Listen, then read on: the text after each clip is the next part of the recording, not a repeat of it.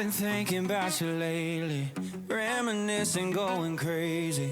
Miss the way your kiss would keep me up.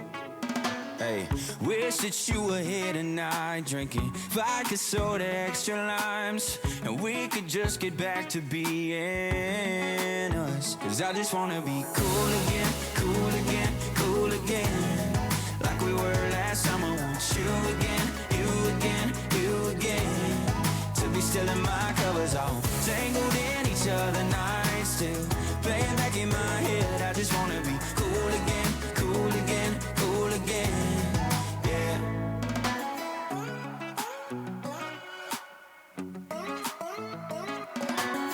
Do you ever think about the days we couldn't live without each other? Where the hell did we go wrong?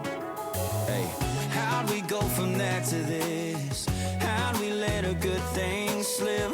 Do we really have to go move on? I just wanna be cool again, cool again, cool again, like we were last summer. Want you again, you again, you again, to be still in my covers, all tangled in each other nights, still playing back in my head. I just wanna be cool again, cool again, cool again, yeah.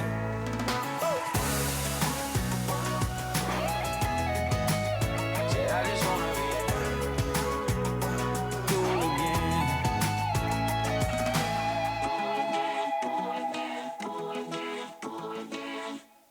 'Cause I just wanna be cool again, cool again, cool again, like we were last summer. Want you again, you again, you again, to be still in my covers, all tangled in each other nights, still playing back in my head. I just wanna be cool again, cool again, cool again, yeah.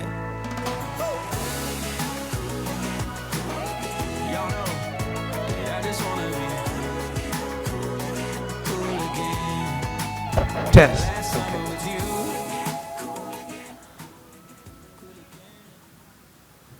Good afternoon, everyone. Thank you for joining us for this great session we are about to have on cybersecurity in manufacturing.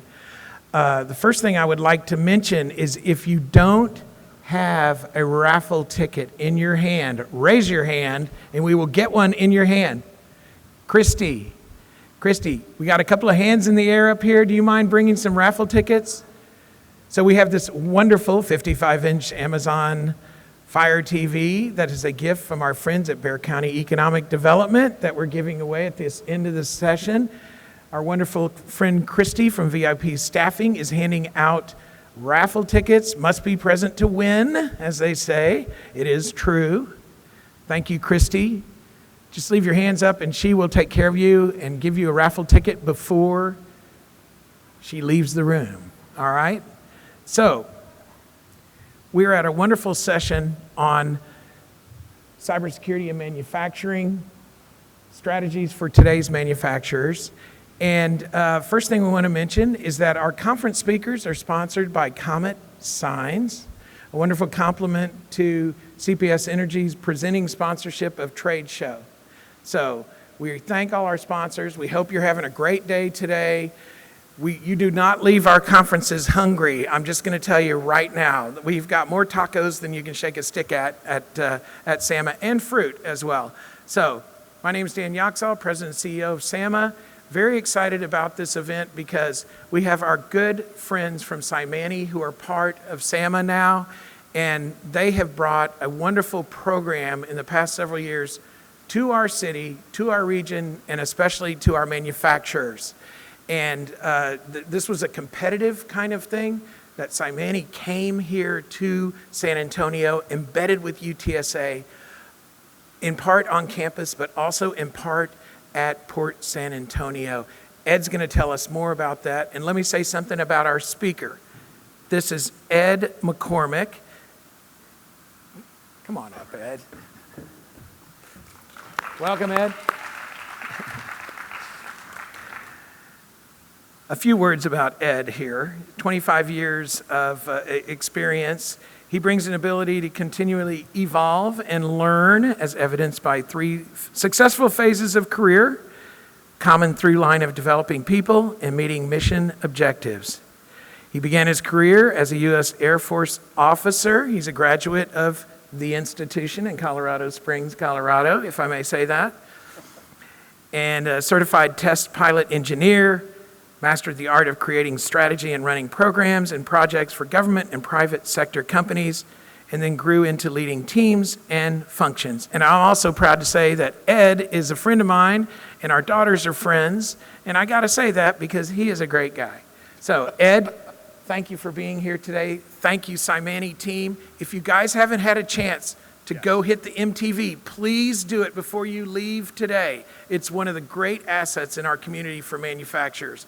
And that's my endorsement. Ed, take it away. Thanks, Dan. All right, everybody, thank you.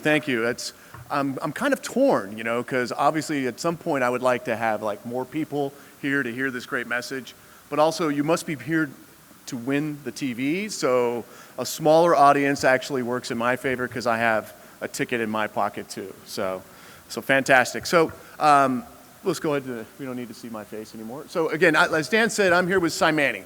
CyManII stands for Cybersecurity for Manufacturing Innovation Institute. All right, that's a mouthful, which is why we go by CyManII.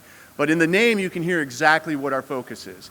We're focused on cybersecurity for manufacturing for all of you. And we take a different look at it, a different flavor of it, which I'll explain a little later. But full transparency, the CyManII CEO, Dr. Howard Grimes, was supposed to be giving this session, but he is in Washington, D.C., fighting the good fight, as many of you can understand right now. So when Dan had originally planned this time period, he said, okay, the CEO of CyManII, big dog in the organization, he gets an hour. And then we had to break the news to Dan that, okay, so Howard can't make it, and now Ed's coming to do it. And Dan was, they're very flexible at SAMA. They put on a great event. And Dan said, that's great, but, the CEO gets an hour. Like, Ed, you get some time less than that, geared towards your level of importance in the company. So CEO an hour, Ed less time than that. So in conclusion, I will be saying just a few points. No, we have a great conversation we want to have. I want this to be a conversation. The after lunch time is always lovely. So please bring the energy. I'm going to try to match you with mine. But when we had this session, with a name like securing the future for manufacturing, that leads us to a question. Really, is the future really in jeopardy? Like, does it need to be secured? So let's just let's have history kind of give us a little take here. So these are notable cyber attacks. These are the ones that made the papers. Papers, for those that don't know, papers is where we used to get our news. And the hits just keep on coming, right? So these are notable for manufacturing, okay? So this is not totality. This is not for the small mediums, right? A lot of times this is just for the ones that are notable that get the press in the paper. So that's a lot. Right, and if you got really good eyes, you can see that runs from 2003 to 2023. So 24-ish cyber attacks in 20 years. Is that really that bad? Well, a list doesn't really show the complete picture, but this does, right? You can see that the number of attacks going up as time increases. So it's accelerating. So manufacturing is a growing target. Even though it still is a prominent target, it is a growing target for cyber attacks. So most notable, these are just the big ones through 2023. But you can ask the question well, that was 2023. We've made a lot of improvements, right? I mean, there's been a huge focus on cybersecurity, security hygiene, those types of things. So things should have gotten better, right? Well, let's just look at some current data here. This is from March and April of this year. And it's really talking about Q1 of 2025, so very recent. We can see here that it is still a prominent threat, right? A record quarter, as they said, right? Well, usually manufacturing, when you hear you got a record quarter, that's a good thing, right? That's something you really want to look forward to. But here we see that this is not the kind of record quarter anyone wants, right? Attacks were on the rise, biggest quarter ever, right? And our IBM study shows that for the 4th year in a row, manufacturing is the #1 target for cyber and ransomware attacks. Not financial, not medical, manufacturing. Okay.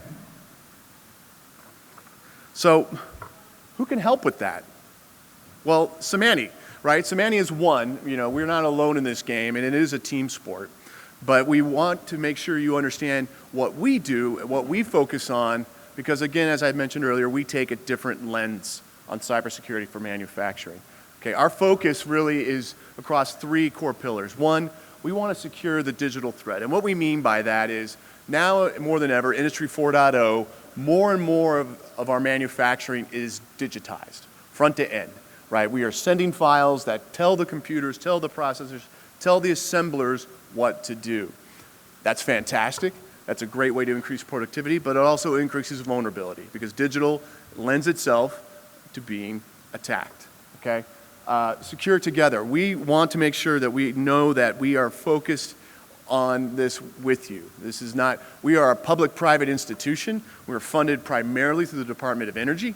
So we're not out, particularly, hawking a system or selling a system. We're kind of giving this idea of a framework that we want to use that we think is best in class, that we can prove is best in class. And basically, with our friends here, I'll bring Nate up in a few minutes. We want to make sure we have a cyber-informed workforce, right? We want to have a workforce that understands cybersecurity. And again, CyManII is a little different, so I'll explain one difference that we focus on right now.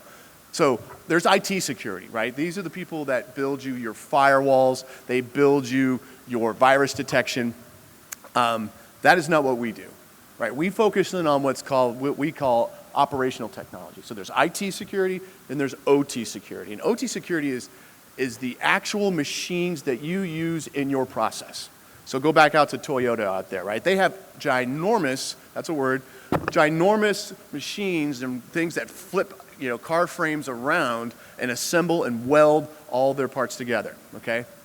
We're talking about securing those machines, right? Who is securing those machines to make sure that we don't have a vulnerability that's built into that? We can talk a little bit more about that later in the presentation. That's our focus, right? We want to make sure people are focusing on the life cycle of their supply chain. If you have a very nice tight firewall, but things are there's inputs coming into your system, whether that's products, data, something you're getting from suppliers, and then you're turning that something into a manufactured project that goes out to your customers. Who's looking outside of your controlled process to make sure your product is still viable, still valid, and not have issues? That's what we focus on. And our workforce needs to also be focused on those things, and that's the difference that what CyManII does with its training. All right, so by the numbers, we've been doing this for 3 years now here in South Texas. I won't go through a lot of this, but we have 22 published research papers, $14 million in funding that we've secured and turned around and given back to the community through things like the MTV, which we use at schools or institutions or private companies. We have a 61 members, and all those are universities, fellow research institutions, but also manufacturers like yourselves who are part of that. And then we have one of our crown jewels. If you haven't been out to Port San Antonio and seen C4M, that is a 17,000 square foot demonstration and assembly facility. So we bring in machines just like they are on your floor, and we use them in that same situation in our lab so we can test our technology on it, right? So this is not vaporware. We have technology that's out in use in the wild today, and so we tested at C4M, but then we absolutely want to employ more of it. So you'll hear more about that. But that's really kind of the research angle. So for you as a manufacturer, and again, there's lots of people here today at this conference, fantastic partners with us that are selling that IT component. So how is CyManII different? We're focused on the OT component and several different things. So let's look into that. So like current state secure architecture, right? So a typical secure architecture is really, again, focused on that perimeter defense. your firewall, right? How high is your wall to keep out the bad guys and the bad data? And then your data security, right? To make sure that your data is secure from the bad guys. Okay, so a lot of times that's applied to just what's inside your computer systems. Okay, so that's looking at your servers, that's looking at your machines. And again, all these things, and it's often done from a position of compliance, okay? I think we're all guilty of that where, we've got to get it done just to get it done. And when, what's typical with innovation driven by compliance, if that was really, the full solution, we do what is just necessary to get the compliance task done. But what we can see here is that the current approach is absolutely required. I'm not here to say that those things aren't important. They absolutely are. But they're only a single piece of the solution. And I think we can all agree that if we had our if those solutions were enough, then we wouldn't see this, right? We would have seen a plateau. We would have seen those things start to taper off as those firewalls and those things got more. So somehow the bad guys are still getting through, right? Somehow the manufacturing process, that again, the number one target of this is still vulnerable. So how's that happening? Okay, so I think we all can remember, Boeing, they would not dismiss that they had a rough year in 2024, right? But one of the things that came up was fakes on a plane, right? Obviously that's a takeoff of the Samuel L. Jackson movie. If you haven't seen it, it is awesome. But the idea is the problem is that a 747 has over 6 million parts on it. Boeing does not make all those parts, right? They don't make those in their facilities. They are outsourced a lot. They outsource the majority of those parts to different manufacturers that come in from all over the world. Just looking at their engines as they were going through their security reviews and safety reviews last year, they found this, that during a recent investigation, that on the engines they were flying on, these were engines flying in the air, 126 of those engines had bogus parts. Okay, counterfeit parts. So that's a compliance issue, right? Well, no, because you look at the certificates they had, the certificates were 100% marking them as authentic, right? They met the compliance standard with with authenticity. But the machines were still riddled with counterfeit parts. So we can see that the problem is not localized within the plant, right? The plant is doing what they're doing. They're assembling these components from other places. So obviously issues occurred upstream in the supply chain. You've got to look further ahead. And again, so I'll ask, how is CyManII different? Because that's where we focus, right? We focus at the supply chain from the very beginning through into the distribution to your customer, okay? Again, the people who are selling, those IT solutions, perimeter solutions, absolutely vital. Don't take don't take this as that this is the message. It's absolutely vital, but it's only a piece. And CyManII kind of fills in that other piece about securing the supply chain from beginning to end. So one of the things that we do to make that happen, there's a lot of words on this slide, but what I'll tell you is that we secure your operational equipment and the inputs that come into those four walls of your organization. Again, that is our difference. That is where we're focused. Okay, so we examine those inputs on a lot of different ways, right? So we have something that I'll talk, I think the next slide around is something we call a cyber physical passport. Much like a passport that you and I take to go to different countries, and you may have even heard about digital passports on equipment. The cyber physical passport is different, right? It'll follow a piece through its supply chain permutations and as it moves forward. But it's also looking at that piece, not just to say that this was the piece that left here and moved to there, but it's also examining that piece at every step along the way, right? So does this pen is supposed to weigh 3 ounces and be this long and have this much energy input and output, okay? As this pen moves along, we look at it as it plugs into a larger system, right? And we can still say, is that pen that long? Is it still that weight? And is it still producing that much energy input and output? And along the ways, we have instrumentation that's non-invasive that you can put into your machines, and it'll sort of monitor their performance and monitor these subcomponents as they come through. and you'll see that, wait a second, this pen suddenly got lighter, right? That pen shouldn't be that light. We may have a counterfeit pen, okay? Right, or the process that makes the pens now is running 10% longer than it should to make the pens. What's wrong with it? What's driving that process? That's where we come in. Okay, so let's look at a deeper definition. So this is what we call our secure defensible architecture. And again, I think what I want to focus on here is we serve your entire process. Again, idea of coming from your inputs. What is an input to this pen, right? Actually, this pen comes apart, and there's different parts of this pen. In fact, this one has a little laser, right? So who made the laser? Who made the ink? Who made the cartridges that fill this? Those are all inputs that suddenly could look at a pen. That's where our process kicks in, is looking at those individual components as they come into the system. All right, 2, we have data-driven. Again, I talk about sensors. Our sensors will look at this information and look at the laser is supposed to be this much wattage, but now it's requiring 10% more wattage. Why is that? That creates a flag that we would look at, okay? It was funny, even this morning, Brian Eggleston from Toyota and Keith Athley from Google, they were talking about this, right? Having the instrumentation in their systems to know when there is anomalies, right? And they said some places are doing it. That's coming online. CyManII is absolutely doing that. That is absolutely what we do. And we look at it from a cybersecurity perspective. But there is also another a very tangible benefit for manufacturers. We'll talk about that in a second.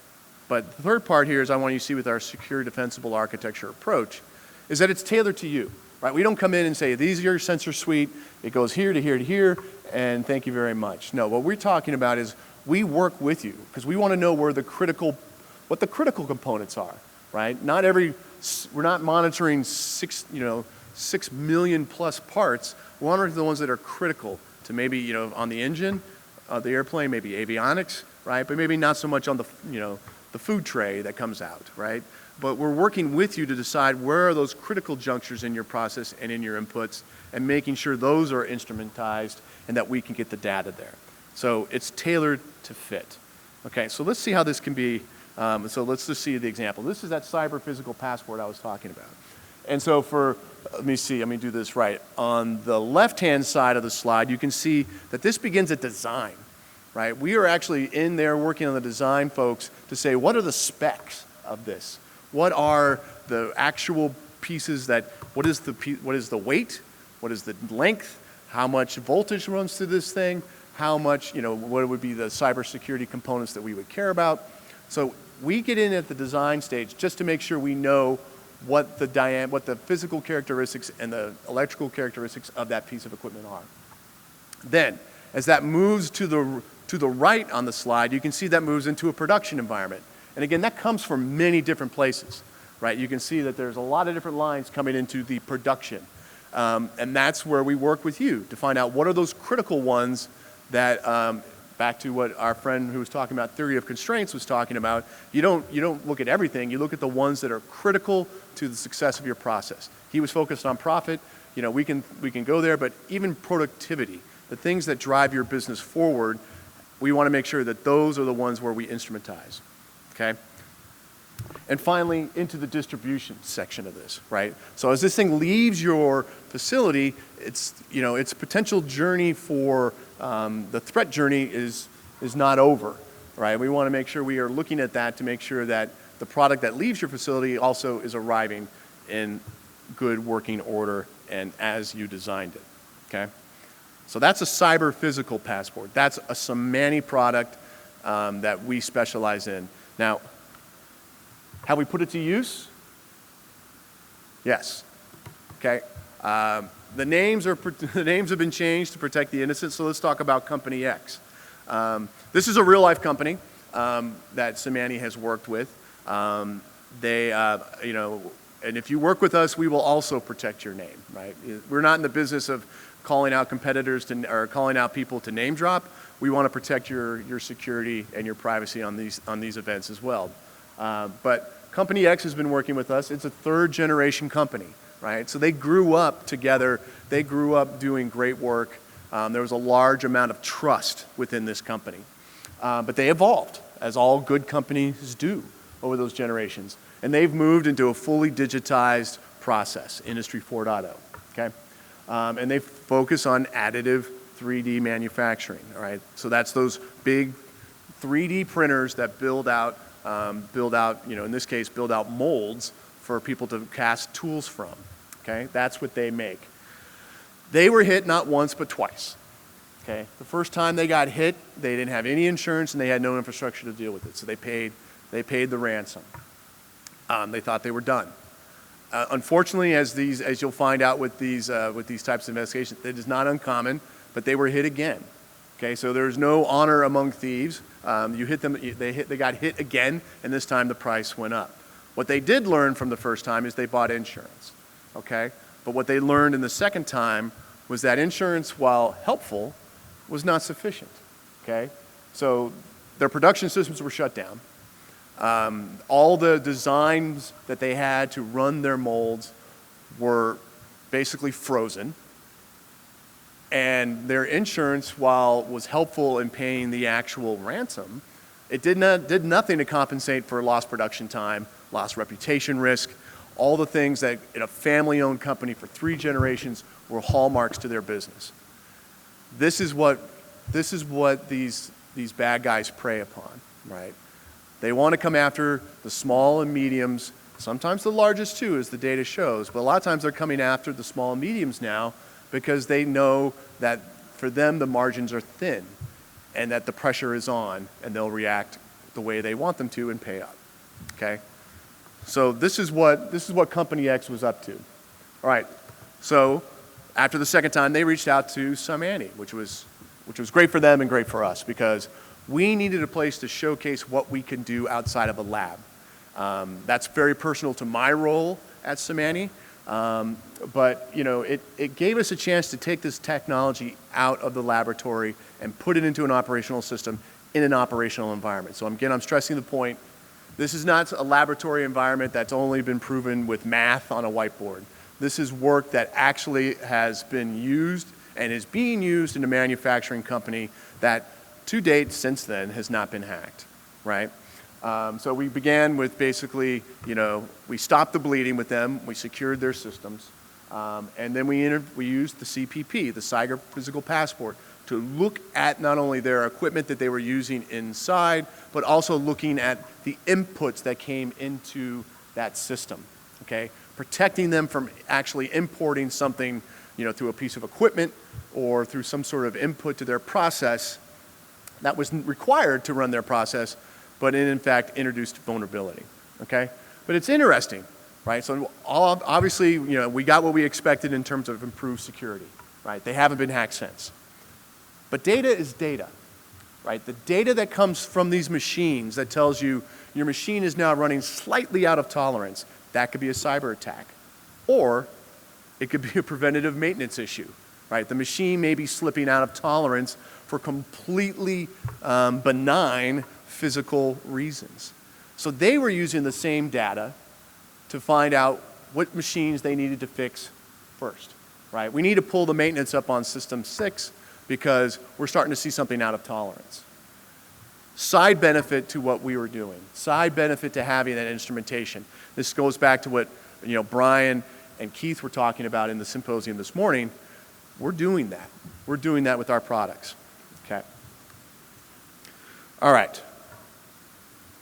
But we don't just build, we also teach. And this is where I'm going to pass it over to my partner in crime, Nate, who is CyManII's not only Chief Information Security Officer, but he is also our Chief of Workforce Development and Education. I think I got that acronym backwards, but he does a lot, wears a lot of hats, and he's going to talk a little bit about what our workforce development team does and some particular opportunities that are available to you right now. Nate, go ahead. Thank you, Ed. So again, my name is Nate Acevedo. I am CyManII's Chief Cybersecurity and Education Workforce Development Officer. What you'll see in front of you is just a touch of what our education and workforce development team has worked on.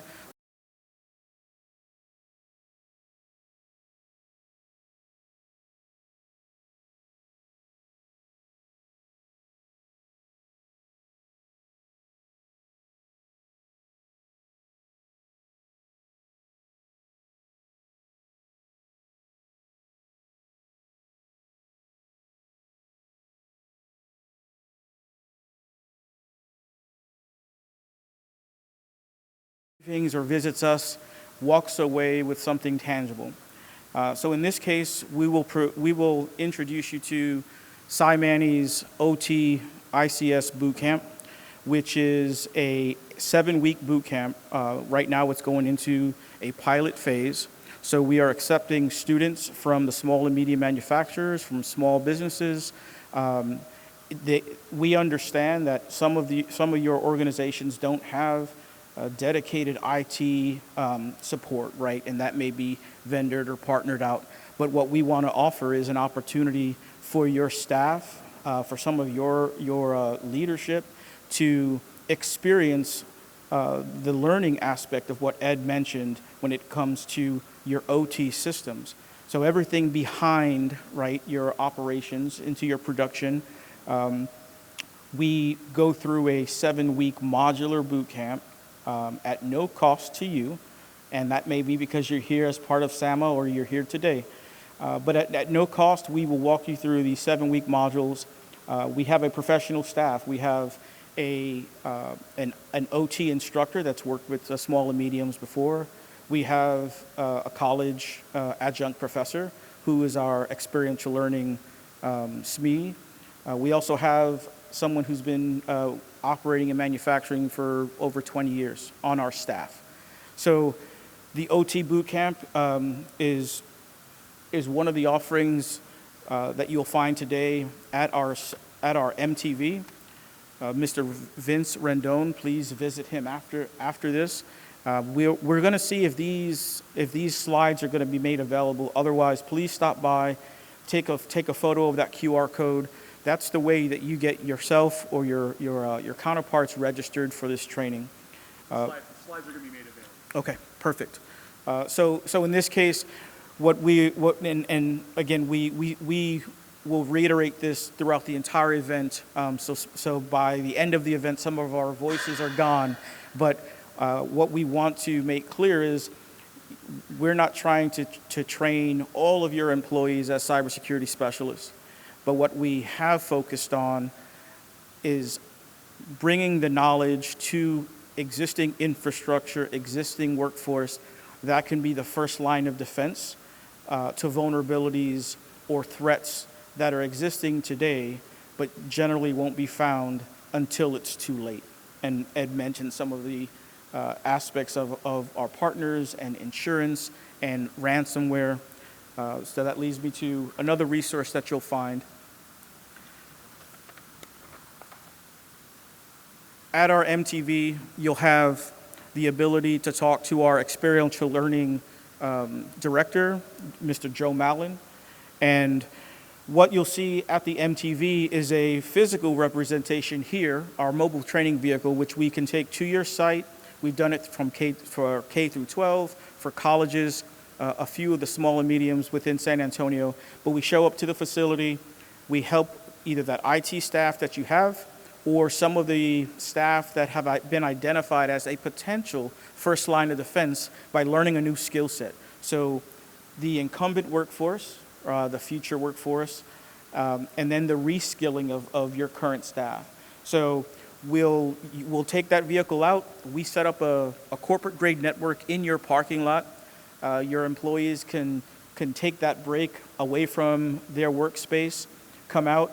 We can run them through a live simulated attack, in this case, let's say ransomware, and we will show them what ransomware looks like in an OT environment, the responses, which will align to some of your risk response plans or your business continuity plans for those who are in the DIB community, and CMMC is very applicable.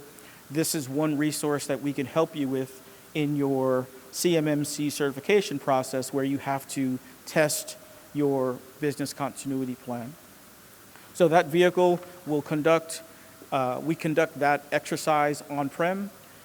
We also do a crisis simulation, same scenario, but we include leadership at that point. And we just did a Fiesta live attack where we had about 7 different small and mediums from across the country, I think as far as Minnesota, come in. We did the attack, and we had some practitioners on site. So we have a physical cyber range at San Pedro 1 downtown campus, or the School of Data Science campus. And while the practitioners were going through this attack, some for the very first time, because again, they may have been in the operations staff, but they were now looking to help out from an IT perspective or an OT perspective. On the very same call, we had some leadership on there. I think we had our COO, we had our CEO, but we also had leadership from those represented organizations. And this illustrates, from a leadership perspective, being connected to what is happening in your infrastructure during an attack. If there's decision points that leadership has to make, you can now intertwine that with your business, or your continuity plan or your risk response plan, and you do it in a safe environment that is not touching your production network, that it's not, it's not even touching your business network. And so rave reviews on that training, and that's part of what we are here today to not only explain, but give you, okay? So as you leave today, you'll see the ability for a pilot program, and then we'll have a free cybersecurity attack simulation. So all the small and mediums are here. If you're representing your company and they said, hey, go forth and do good things and come back and let us know, please stop by. You can drop your business card off. We'll take your information. But the goal is to afford every one of the businesses that are tied with SAMA or in our ecosystem the opportunity to see a live attack as if it were on your network. And let's use a ransomware in this case. How are you poised to respond, recover, while not interrupting operations? The last selling point for this, and you'll meet the CyManII staff after this presentation, the value, right? So the value of that previous attack, it's a $5,000 value. The live attack is a $3,000 value. We'll even sign you up or sign your folks up for some free IT or OT training, over 9 different courses with labs, so on. No cost, right? So it's either tied to our DOE sponsorship for small and medium manufacturers or state-sponsored initiatives to strengthen San Antonio's manufacturing base. With that, I will turn it over to Ed. I will stick around afterward for any Q&A that we may have, but thank you. Thanks, Nate. Yeah, so they do a fantastic job, and if you haven't seen the big blue truck, we're right behind Toyota. So definitely go out and see us there. The last thing I want to touch on is the Lone Star CyberForge. This one is near and dear to my heart. This is the program that I run for CyManII, and this is the idea of making Company X not a one-off, but making Company X part of a continuous pipeline of CyManII feeding technology to appropriate manufacturers and making appropriate solutions for them, okay? That's what the CyberForge is charged with. How we do that is really because the reason why we do that is because we recognize that South Texas has the potential and really has the opportunity now with the large manufacturing presence that is being built by the people, by yourselves and the people right in the next room, as well as new initiatives and new investments that are coming in. You've heard of Texas Cyber Command that's coming, from the governor's edict, right? House Bill 150 passed, and that Cyber Command is located at UTSA, right next door to us. There's a lot of opportunity for these synergies to play out. And the CyberForge is a way for us to make those synergies work for all of you, okay? Just like we had with, Company X, we want to find partners that could benefit from this. But it's not just CyManII technology that the CyberForge is going to be pushing forward. The Lone Star CyberForge is going to be kind of the clearinghouse for many institutes across the nation. Okay, so right now we're working very closely with LIFT. They do applied materials research. very, very cutting-edge materials work. We also work with MXD, who does a lot of digital kind of manufacturing infrastructure research, as well as CESME, and the work they do around, the energy and manufacturing efficiencies, okay? These are all separate institutions, right? They're all funded by their own particular line items in Congress, but we have great working relationships with them, and now we're all going to work together through the Forge, okay? So while a cybersecurity piece of technology may not be what you need, or you're not ready for that, maybe there's an applied materials solution that we can work together, to make happen for you. Those are the kind of access points you're going to have with the Forge. And the Forge is, again, it's sponsored by the Department of Commerce. They want this technology to be put into the hands of people that can make it work and make the economy grow in their area. So this is a South Texas initiative, so near and dear to everyone's heart here in the San Antonio Manufacturing Association. But that doesn't mean that we are limited to just San Antonio technology bases, right? These three other institutions, LIFT, CESME, MXD, they're from across the country. And we are able to bring that technology together and those partnerships together. And we're not going to stop with three, okay? We're going to be bringing in additional manufacturing institutes. But to make that happen, we need some people with us. We need you, quite honestly, right? We need you to be part of this because more institutions will come on board and more technology will flow through the Forge when it is proven to be a viable conduit, all right? If we build things to steal a line from a baseball movie, right? If we build it and no one comes, then we have failed, right? That's one of the big reasons that we're here today talking to all of you is because of what the Forge can deliver for you. The Forge is new, right? We've been around for, I've been with CyManII now 4 months, and this is what I punch the clock on every day. This is my job, which is what I'm super excited to do for all of you, is to make more people like Company X, right? You could become Company Y, Company Z. We would give you a cool code name. But we want you to be part of this pilot. So find me. I am here. I am happy to take business cards, start some of those conversations, because we would like nothing better to see our technology in a local environment, helping them, not only be more secure, but also get some of that data and use that data and make them more productive, because I think we all would agree that's a good thing. So, there's a few humorous notes here, but basically, I think the real positive point. Like, real innovation, no lab coat. Like, we've done the work for you. Let us help you, right? We've got the best, we've got great nerds. Our nerds are the best. And let us help you by bringing their power for you, right? And because password is not a strategy, right? Password 1234, if that's what you're doing for your systems, it's not a question of if, but when. So we're here to help you with this, and we're here to provide real strong cyber muscle to this through the tools that we've talked about and the unique focus that CyManII brings, okay? Pilot today, profit tomorrow.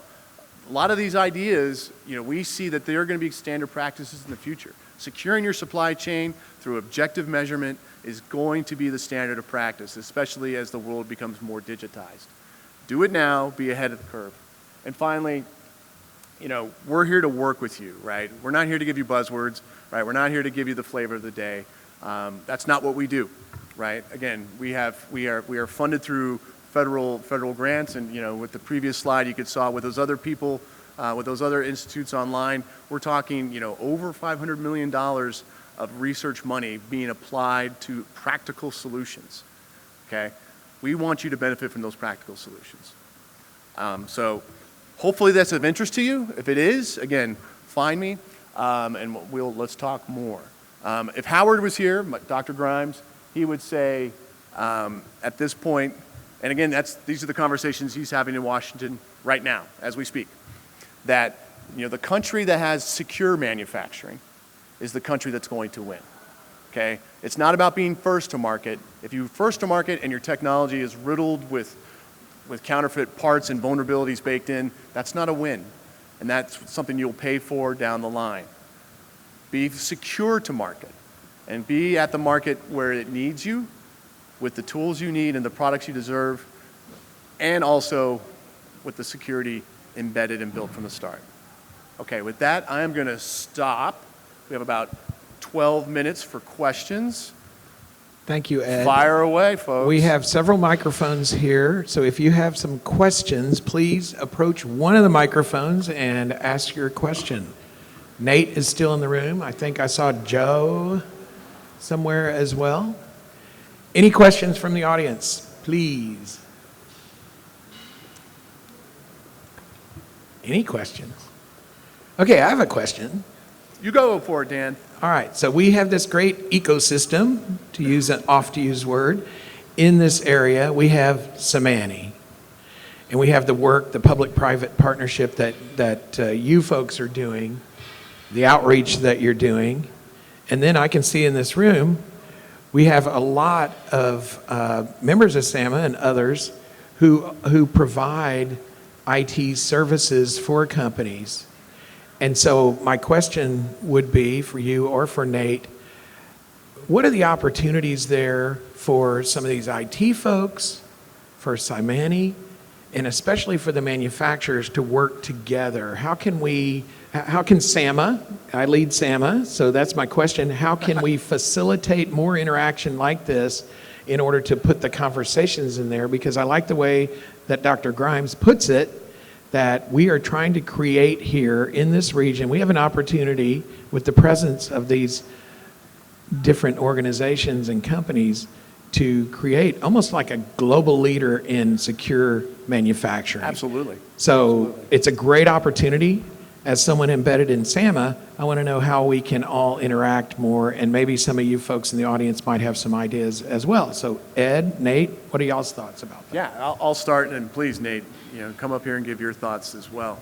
So, as we talked about in the presentation, but I want to make crystal clear, this is not one solution fixes the problem, right? There are multiple layers of defense, if you want to think of it that way, that need to be in place. So the partners here who, again, are focusing on firewall security, data security, they are absolutely 100% needed by your organization, okay? But what we're offering is different ways of securing other critical elements of your process, your supply chain, ins and outs, and the overall operational equipment, right? So we go back to Toyota, right? If we have those machines that are flipping cars around for different processes, we don't necessarily, I think the risk that we want to make sure is that not someone that, clicks on a phishing email and suddenly that machine is compromised, is that machine may have been compromised when it walked in or was driven into the door for delivery, right? There may have been a component on there, like we saw with the planes, that brings in an element of risk. So I think there's an opportunity for us to play together in this space, is where I'm going. I think this is an opportunity for us to work together, and if, the practical applications, Nate, I'll defer to you, there could be exercises we run, right? Nate was just talking about some exercises that we want to make you all a part of. But there could be components of that are both IT and OT related. And that may be an opportunity for us, Dan, under the SAMA sponsorship of bringing those teams together so we can see how this all fits together and really makes our manufacturing base secure. Nate, I don't know if you want to add anything. So what I will say is, again, today, what you can walk away with is some of the vignettes that we've done in that same case, right? We've worked with K through 12 in across Texas, but we have a Digital Defenders program where we partnered with the IT staffs of all of the education regions, and those are the professionals, right? They have their own networks and their governance to manage, but in partnership with CyManII, what we bring to the table is either learning to parents and students and staff, or the environment. When you look at let's down to brass tacks, is how much are organizations paying for cybersecurity, OT security per employee, right? And that's a burden that they will have to carry by themselves. So as a partner with SAMA and a partner with UTSA CyManII, what we offer is an environment where now we're bringing that cost way down and affording maybe even your own personal cyber range experience, whereas it would have cost you, 5-6 times more to do it on your own. So some of these initiatives won't even start in these small to medium-sized manufacturers because it's cost prohibitive. So what we've done is we've lowered that price. We give you the option to do it alone. Sometimes that's how you want to do it. NDAs and everything are in place, but if you want to do it alone and you want to stress test, we can do that. And then we can do it as partners where we would come together learning. And again, it's a heavy lift in a general term where it's not just your network. Thank you. Excuse me, great presentation. By the way, I've been to your talk, and I highly recommend everyone to go and visit. You will feel like you're in an NCIS episode for sure. No dead bodies. No, absolutely no dead bodies. Thank you. I just wanted to say, maybe it's a naive question, but can this technology be applied to industries like, this is manufacturing, right? It's a manufacturing application. Can it be applied to like the health industry, finance, education, etc.? So that brings up an interesting point. It's a conversation we've had several times within the organization. And the short answer is, I think we can definitely find ourselves in different sectors. I'll use health as an example, right? I think while our technology works very well on instrumentizing, components that come together or are assembled together to make larger components. Apologies. Health, that could be a very tricky situation. Not only are we talking about your health information being protected, but who wants to get into a CAT scan machine that may have counterfeit parts, right? I was talking to some of our security people, what was that? Was that Wednesday, yesterday? I think it was yesterday.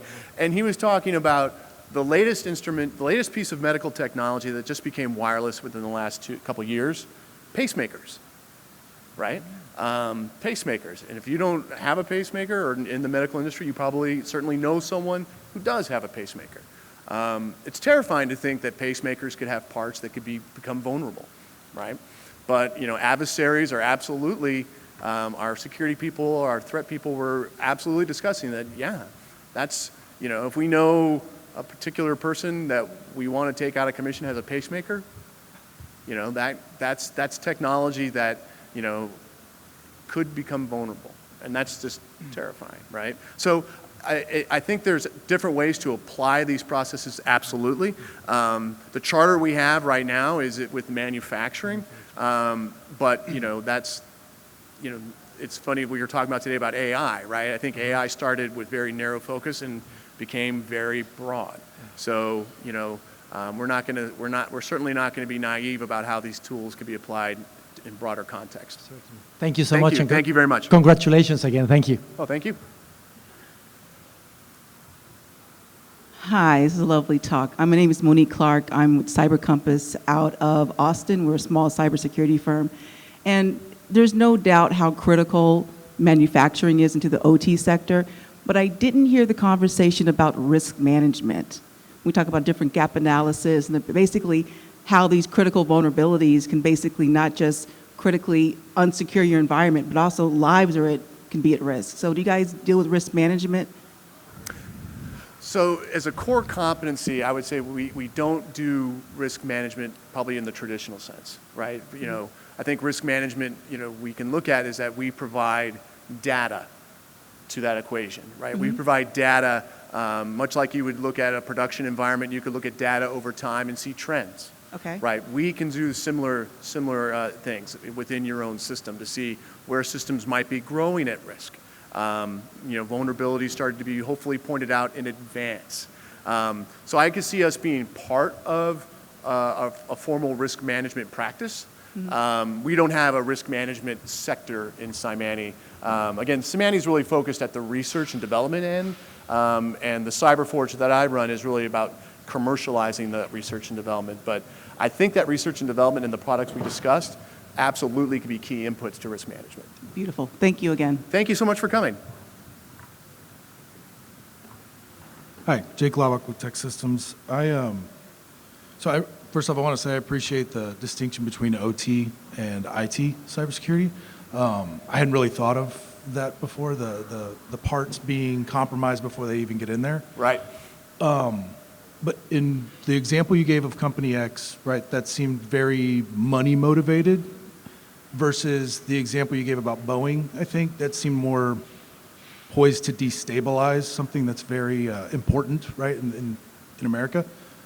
I'm just curious from y'all's perspective, have y'all seen a rise in one of those types of motives versus the other?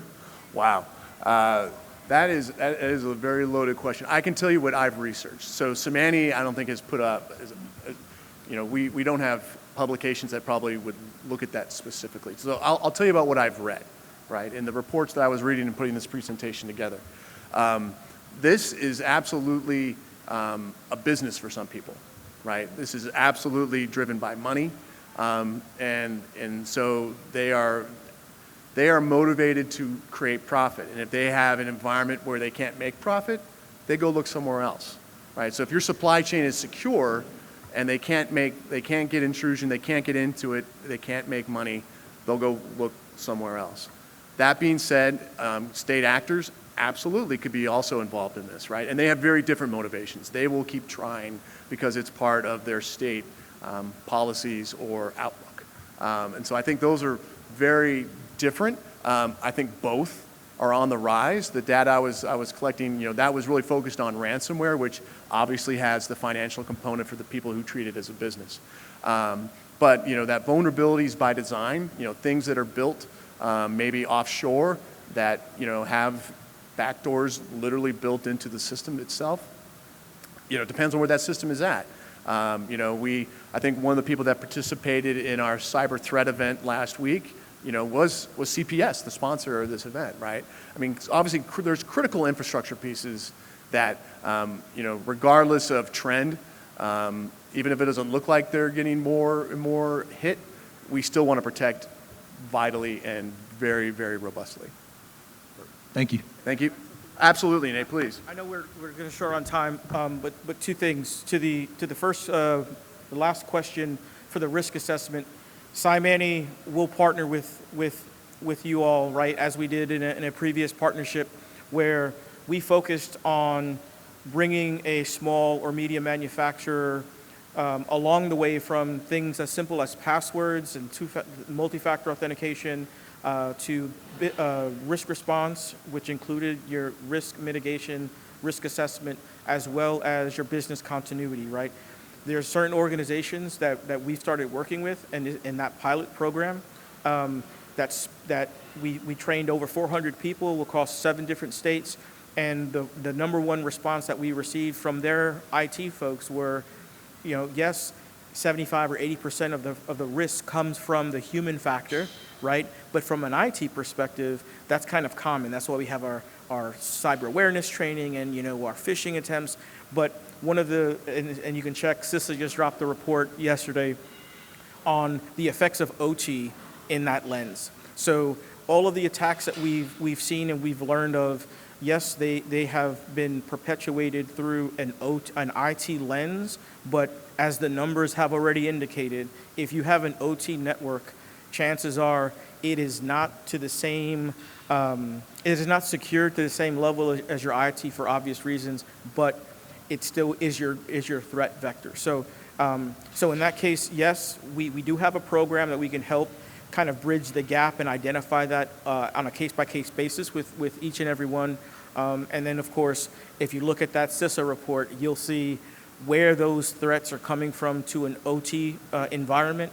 And the true question becomes, how do you get the emphasis behind OT security when many of you who are in the IT realm know how difficult it is to keep that budget going and keep the stakeholders and keep the production while making that more secure?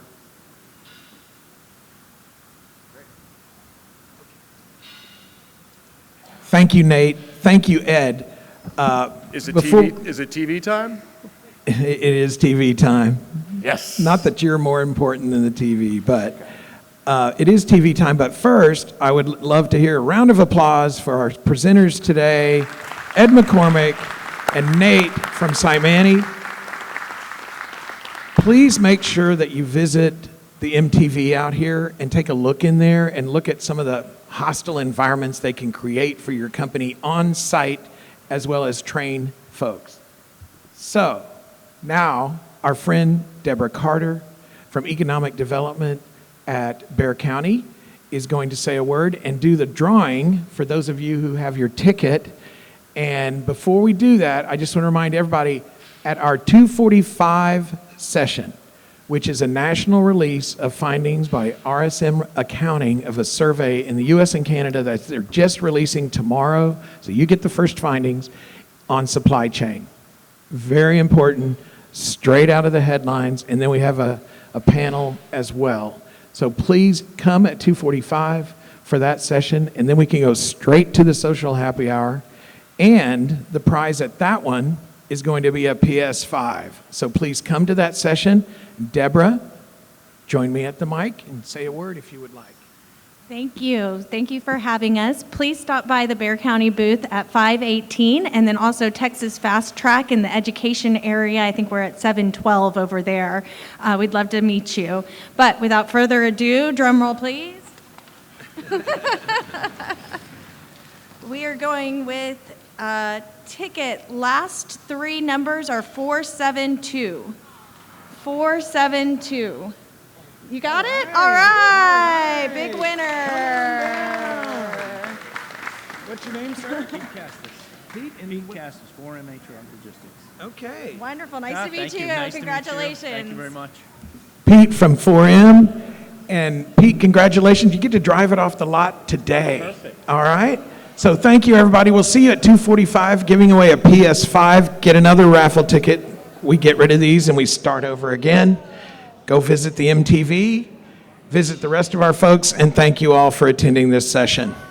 Congrats, Perfect. man. Well, thank you. Yeah. Grab and walk it out.